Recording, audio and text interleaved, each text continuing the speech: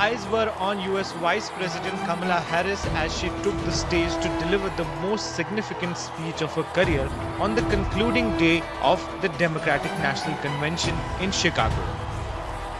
Vice President Harris, who is of Indian and African heritage, on Thursday night accepted her party's nomination, becoming the second woman to do so for the Democratic Party after former First Lady Hillary Clinton.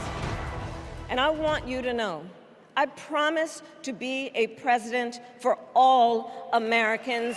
You can always trust me to put country above party and self. She laid out the consequences of electing former President Donald Trump to a second term, calling him an unserious man. Referring to 2020, when Trump lost his re-election bid, she said that he sent an armed mob to the United States Capitol and fanned the flames. In many ways, Donald Trump is an unserious man. But the consequences of putting Donald Trump back in the White House are extremely serious.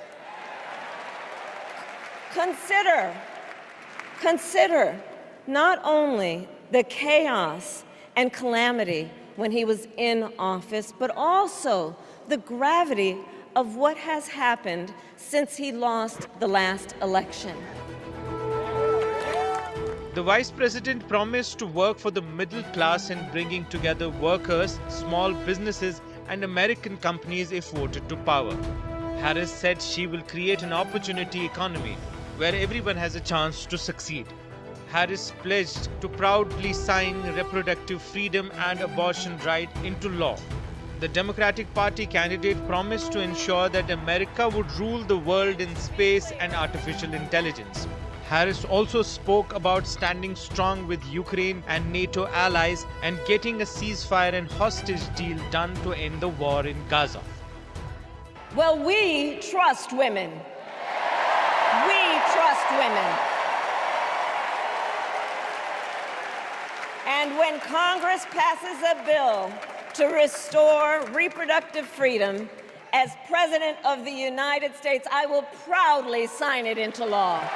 With respect to the war in Gaza, President Biden and I are working around the clock because now is the time to get a hostage deal and a ceasefire deal done.